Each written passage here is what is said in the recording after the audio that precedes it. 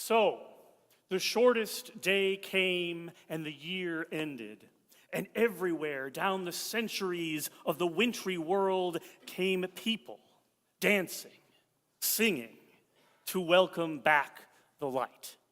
They lit candles in the winter trees. They hung their home with evergreen. They burned beseeching fires all night long to keep the year alive. When the new day's sunshine blazed awake, they shouted with joy and gladness. Across the centuries, you can hear them echoing behind us. Listen. Welcome to our celebration of the winter solstice.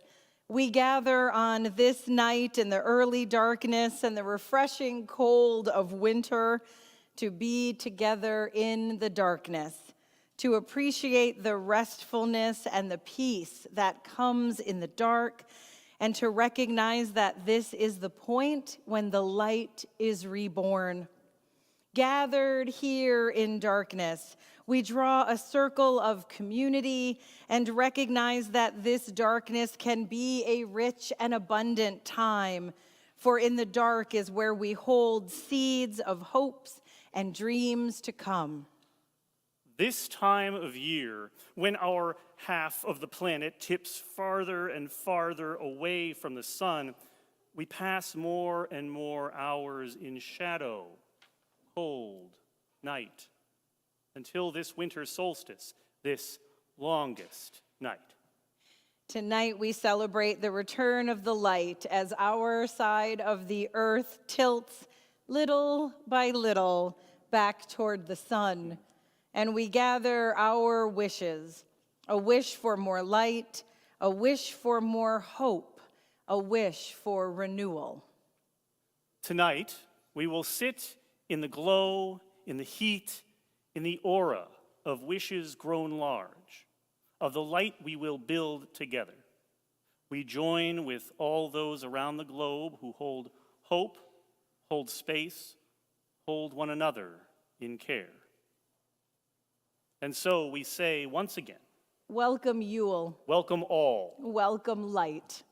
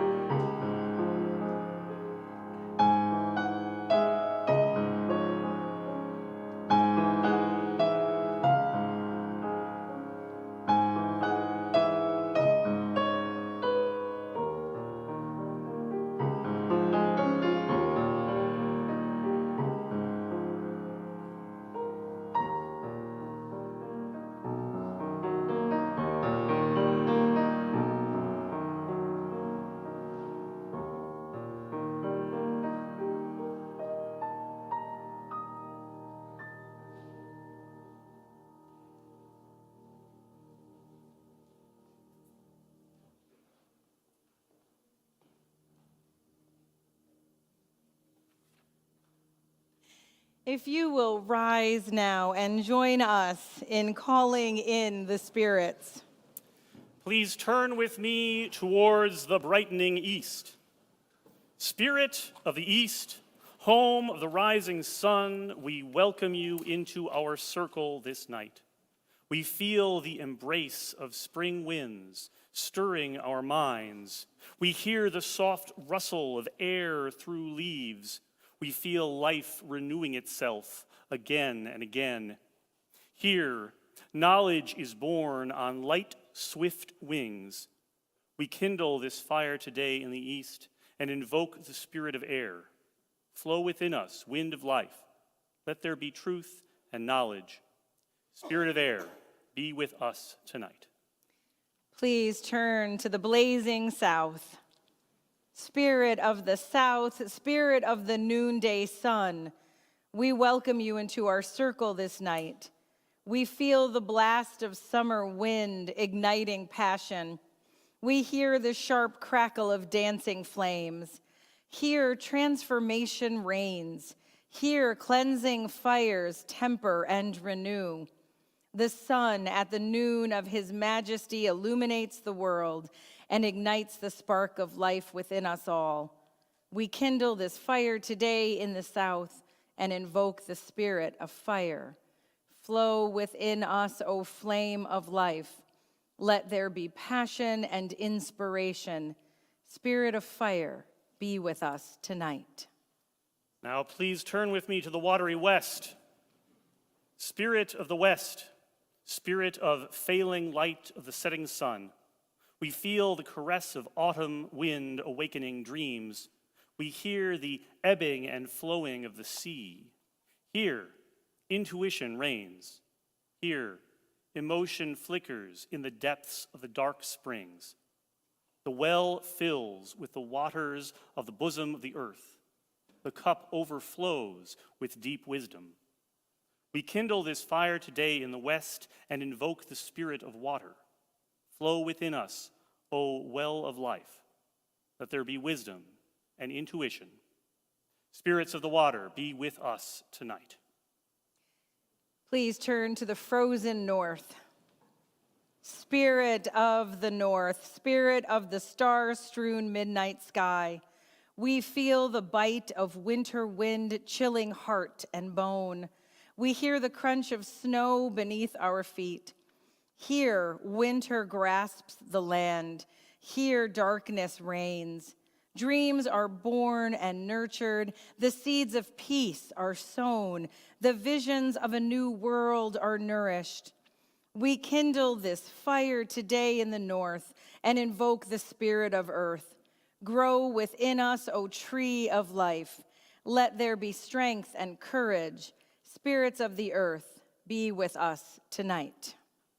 And now I invite you to face front again as we will light our chalice, symbolizing our center.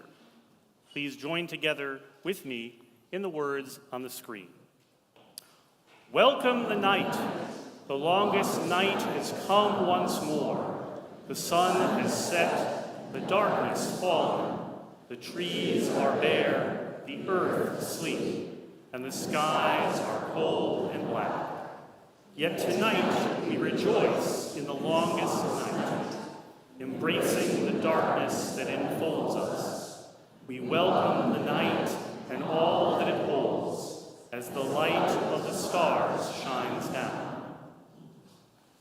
And don't sit down because we're going to sing a hymn together. Open up to 1067, please. Mother Earth, Beloved Garden.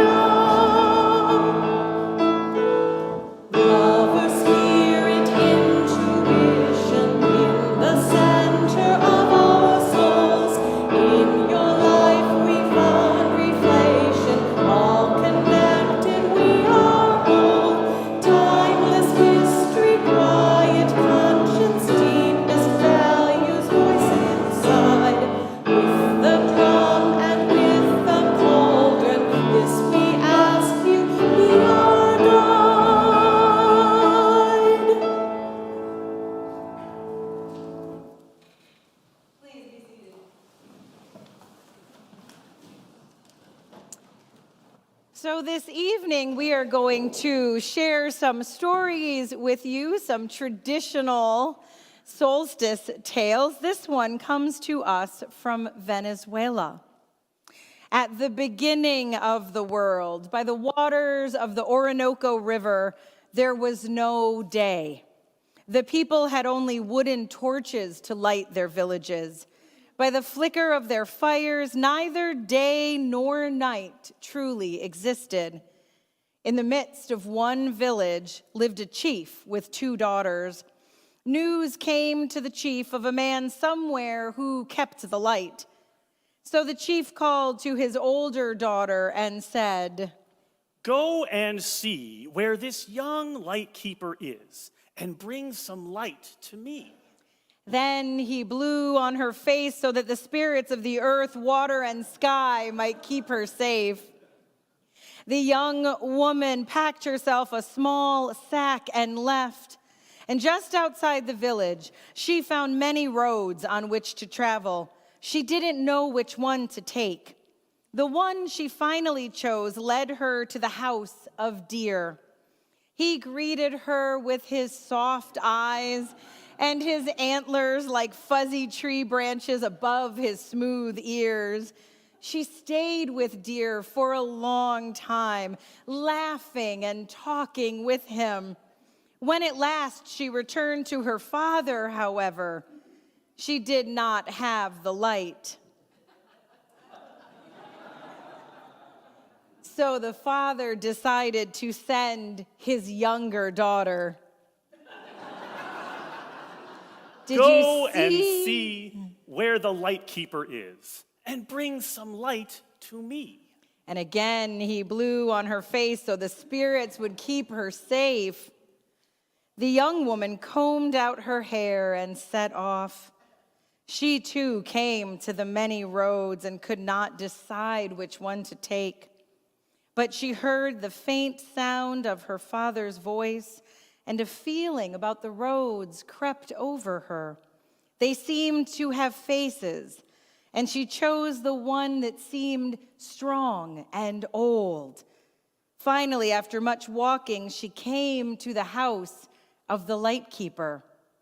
The light keeper's face was as young as the road had seemed old. "I have come to meet you and to get from you some light for my father." I've been waiting for you. Now that you have arrived, come stay with me. The light keeper took up a box made of tightly woven leaves that she had at her side. Carefully, so that the dreams inside would not spill out, she opened it. The light colored her sinewy arms brown and her teeth white. It poured a sheen over her dark hair and eyes. And so the young woman discovered light. After showing it to her, the light keeper closed the lid of the box. But every day, the light keeper opened the box so that they could enjoy themselves in the light. They laughed and played sweetly as honey wine. But it happened that one day, the young woman remembered she had to return to her father and bring to him what he had sent her to find. The light keeper held the woman close. Then, as a present, she gave her the box filled with dreams and light. I want you to take this with you. The young woman left and found her father asleep in his chair. "Father, the spirits have left me safe, and I have brought you light." The chief woke fully and welcomed her home. She showed him the light trapped in the box. He hung the box from one of the stilts that held up his house. The dreams drifted out, and the rays of light touched the crinkled water of the Orinoco, and the fan-shaped leaves of the palm trees, and the yellow-red fruits of the gooseberry bush.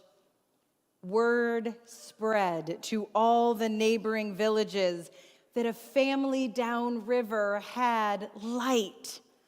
People traveled to see it for themselves.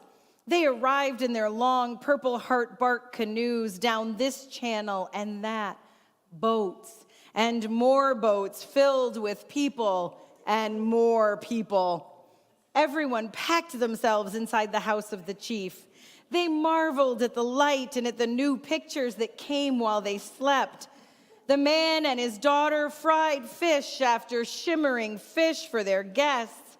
Their porch was filled with people until the slim stilts of the house could no longer hold the weight of so many. But since the light's clarity was so much more agreeable than that fire-lit darkness, no one would leave.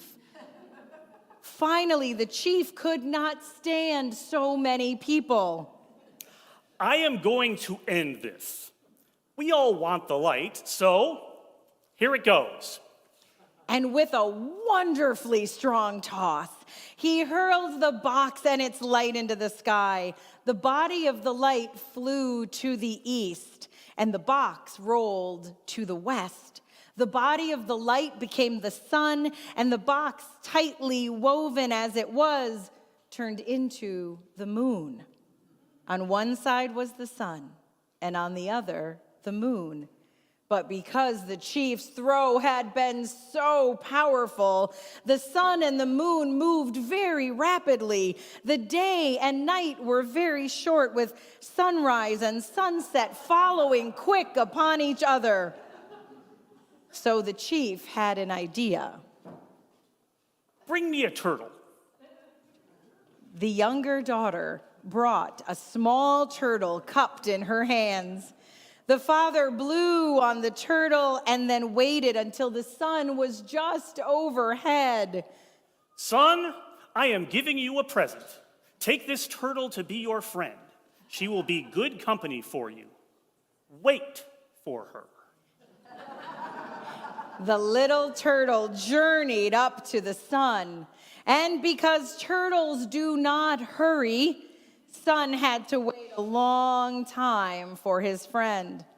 When Turtle finally reached Sun, he walked very slowly across the sky so that he might keep step with his new companion.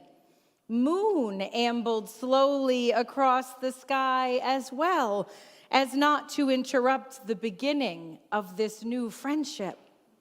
And to this day, when Sun gets up in the morning, almost always he travels at Turtle's pace, so that the day lasts just long enough until the night comes to the world by the Orinoco River.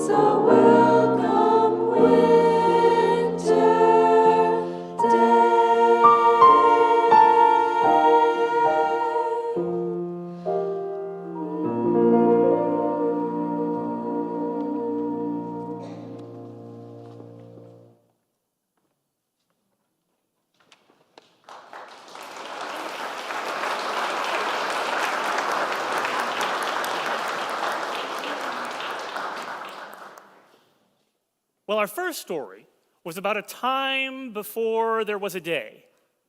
And this next story, from not too much further away, actually, in Brazil, is about a time before there was a night. So, in the tradition of the Tupi people of Brazil, there is a very great and powerful being, a snake so big, well, you'll hear about how big it is in a second, but so big that one of her many names is the Mother of Rivers. Because it's said that all of the great rivers of South America, the Amazon and the Orinoco and many others besides, were carved into the earth by the slithering of this snake. In fact, she was so great and so powerful that after she had carved out those rivers, she resolved to stay where she was, to stay put, for fear that there would be no forest left if she kept moving around. And one of the many things that she was so powerful about, one of the things that she could do that no one else could do, was that she was the only being in the universe with power over the night. You see that in this time, it was daylight all the time, always bright, always sunny, never dark. This was okay, maybe, until her daughter got married. And her daughter was very happy with her beloved, and her beloved was very happy with her, but they had a problem. And they sent a group of monkeys to her mother to ask if they could get some help with this problem. Here is the problem that they had.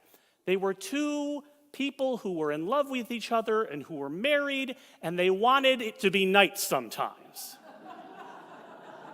Why might this be? It's true that it is usually a little bit calmer and quieter at night. It's usually easier to sleep at night than it is during the day. And if you cannot think of any other reason why two people who are married and who are in romantic love with each other might want to experience the night sometimes, that's okay. We have a class here called Mind, Body, and Soul for 8th graders. It's a comprehensive sexuality and relationship curriculum. I recommend it to you. In fact, we are right now soliciting interest in the larger field of the Our Whole Lives curriculum, which has the same high-quality information for virtually every stage of life. If you would like to know more, please talk to Karen Polnitz after the service. So they wanted it to be night sometimes. And the monkeys explained the problem to the snake. The snake said, okay, here's what I'm going to do. She put the night into a coconut that she had sealed, broken in half, sealed closed again with wax. And she told them, give this to my daughter, she will know what to do with it. Now, monkeys are clever animals, and they are curious. And so, because they were so curious and wanted to see what was inside of this coconut, they made a fire, and they melted the wax, and they opened the coconut, and the night came pouring out of it. Now there was no light for anyone to see by. Everywhere was darkness, and the daughter knew at once what must have taken place. So she saw by the light of the stars, and she began to make birds, the birds that sing the morning, the birds that call forth the dusk when it's time for the sun to set, the birds that sing all throughout the day. Every possible bird she made in this time, and they made lots of different noises. You know, if you know how to whistle, that would be really helpful right now. A cock-a-doodle-doo, a caw, all sorts of different bird noises they made. They filled the whole of the night with sound until the light came back again. And that was the beginning of the cycle of day and night. Sometimes it would be light, sometimes it would be dark. And always the birds would mark the occasion, the transition from night to day and day tonight. Please rise in body or spirit and join us in the dark of winter.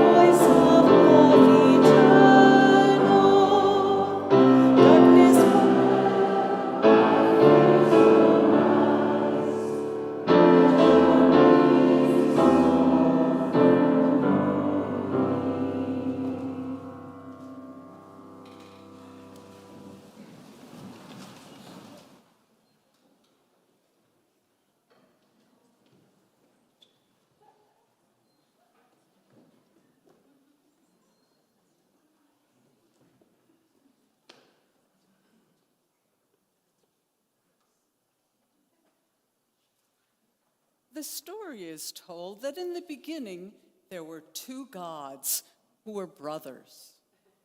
And like many brothers, they struggled with each other for ascendance and power. One brother was the king of the forces of light and warmth. He wore a crown of gold oak branches and green oak branches and gold oak leaves, and brought with him all the growth and vitality, fertility, and abundance. He was called the Oak King. His brother was the king of the forces of death, cold, and darkness. He wore a crown made of the prickly holly branches and brought with him all the withering and decay, stillness and hibernation. He was called the Holly King. Believe it or not, the two brothers were identical in strength. And so year after year, the same pattern was repeated. Each year, the Oak King would grow strong and mighty, and during his time of dominance, the light would gradually increase, bringing with it warmth and abundance. But each year, at the height of his power, he would be thrown down by the Holly King. In the wake of the Holly King's victory, the light would gradually wane, and as it did, cold would come and the land would go dormant. But at the height of the Holly King's power, he would be challenged again by the Oak King, and he would fall. And the cycle would repeat again and again and again. Alone the brothers were equals, but soon there came a race of beings known as people. The people watched the cycle, and pretty soon they began to take sides. The people loved light and warmth, they feared darkness and cold, and so each year they would celebrate the victory of the Oak King, but they would mourn the victory of the Holly King. When the two struggled with each other, the people would lend the strength of their voices and their bodies, their minds and their spirits to the Oak King. But the Holly King was without their support, and time went by. Over time, The people's adoration of warmth and light only grew, and so they began to invent ever new ways to find light in the darkness and warmth in the cold. And finally, if they wished it, well, they could spend all their time in the light they had created, and they could be warm all year long. But their efforts to stay always in the light and warmth were not without consequences. Generations passed, and generations again, and the people did not at first notice the shifts in the balance. But finally, they could ignore it no longer. The people began to notice that darkness was disappearing, driven out by millions of lights that the people had created. Animals, birds, plants, even people began to suffer the effects of light unbalanced by darkness. But it was not just darkness that was disappearing. Cold began to flee too. The whole world began to get warmer. Summer began sooner and lasted longer. Ice that had been frozen far longer than the longest memory of the oldest person in the land began to melt. Migrating birds and animals began to be confused about when to begin the migration. Plants found themselves rooted in climates that no longer supplied their needs. The air was changing too, and the winds that had brought rain and taken it away again began to flow in unexpected directions, causing drought here and flood there. The people began to see that their support of warmth and light over cold and darkness had altered the balance of the whole world. They began slowly, one at a time, to realize that the Holly King was dying. And for the first time, this thought filled them with fear. What could happen if the balance continued to be destroyed? Could they even survive in a world without the Holly King? And in the world of the gods, the Oak King realized it too. And though they had been competitors all these many centuries, he also realized that he loved his brother deeply. And he couldn't live without him. The longest night came, and the Oak King and the Holly King met again. But this time, the Oak King had no heart for the fight. He laid down his sword and spear, and he came open-handed to his brother, who was struggling to stay on his feet. The Oak King wrapped the Holly King in his embrace, and he promised to set aside their enmity and help his brother. So on the night when he usually claimed ascendance, the Oak King realized that the world was already too warm and too light, and so he laid the great oak crown on the head of his brother, took his hand, and each supporting the other, they went out into the world to see what could be done to restore balance.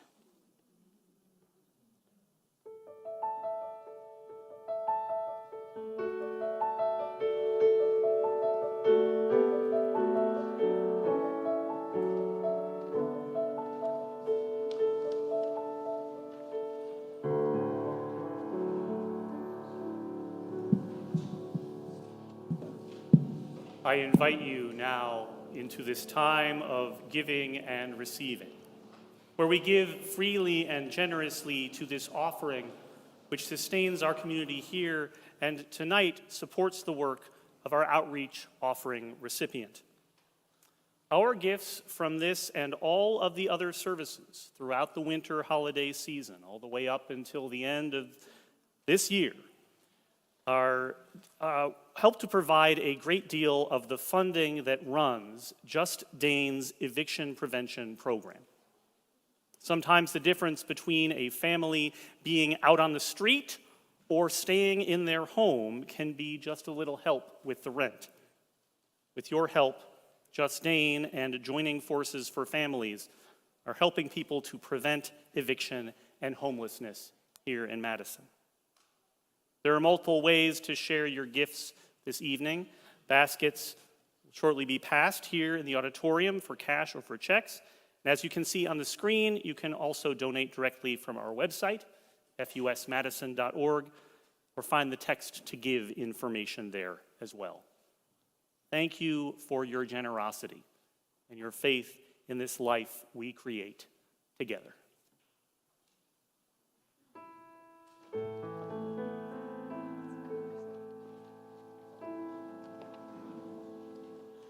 Let the Spirit come to you, run through you, renew you. Let the light shine onto you, pursue you, undo you. Let the light shine above you, be of you, that loves you. Let the peace settle in you, within you, begin you. Let the spirits come to you, run through you, renew you. Let the spirits shine on you, pursue you, undo you. Let the light shine out of you, base of you, and of you. Let the peace shine above you, be of you, that loves you. Let the peace settle in you, within you, begin you.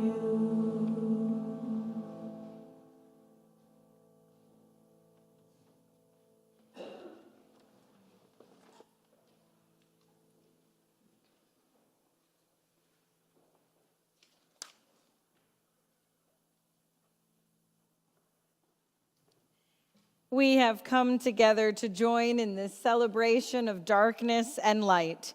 We have come together out of the cold to fill this place with songs and stories and the warmth of people willing to share of themselves during this glorious season. Let us now join together in filling this sacred space with light and wishes, using our own energy, our power, our hope and goodwill to encourage the sun to return to us once again. In this space, filled with the people among us who shine like stars, this space filled with the sparkle of love and care, we give thanks for this moment to be together. May our senses be open to the beauty of this day, this season, this world.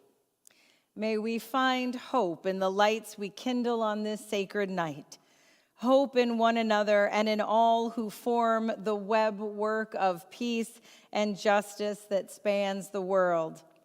In the heart of every person on this earth burns the spark of luminous goodness.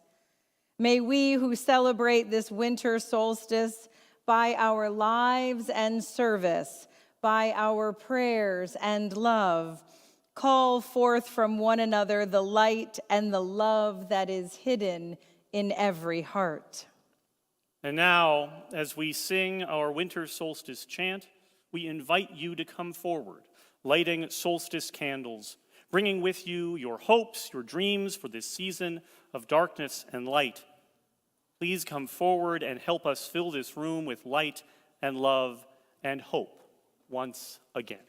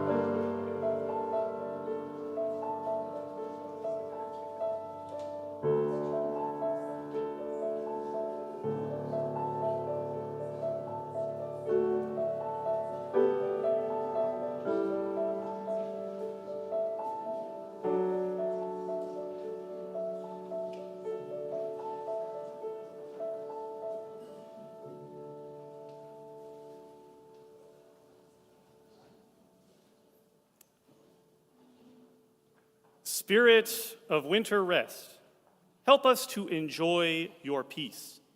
Remind us to pause during this season. Remind us to wish, to hope, to dream. Grant us awareness. Keep our gratitude fresh each day. May the songs in our heart be blessings and insights to us and to others, and may compassion always shine forth from the depths of our hearts. And now would you please rise in body and or spirit and join us in singing Deck the Hall, number 235.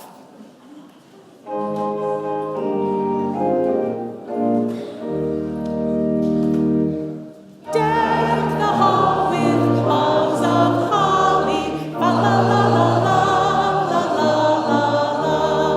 'Tis the season to be jolly, fa la la la la la la la. Don we now our gay apparel, fa la la la la la la. Troll the ancient Yuletide carol, fa la la la la la. See the blazing Yule before us, fa la la la la. Strike the harp and join the chorus, fa la la la. Follow me in merry measure, fa la. While I tell of Yuletide treasure, fa la. Fast away the old year passes, fa la.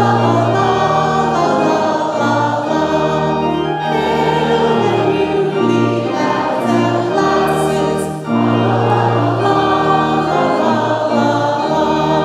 Sing we joyous all together, la. Beat us of the wind and weather, la.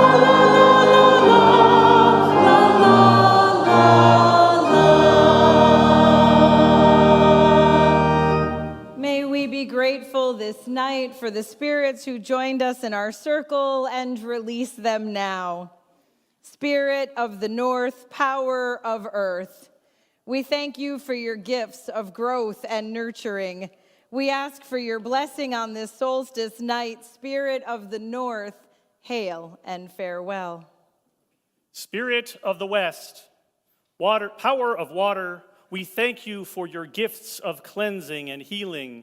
We ask for your blessing on this solstice night.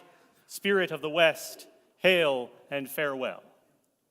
Spirit of the South, power of fire, we thank you for your gifts of passion and transformation. We ask for your blessing on this solstice night. Spirit of the South, hail and farewell. Spirit of the East, power of air, we thank you for your gifts of clarity and inspiration.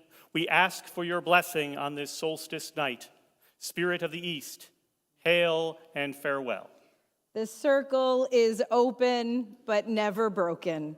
Merry meet and merry part and merry meet again. On this winter's night, we wish you a season of rest and rebirth, of joy and laughter, and may the light of your luminous heart shine forth on this night and all the nights to come. Blessed be, and please be seated for the postlude.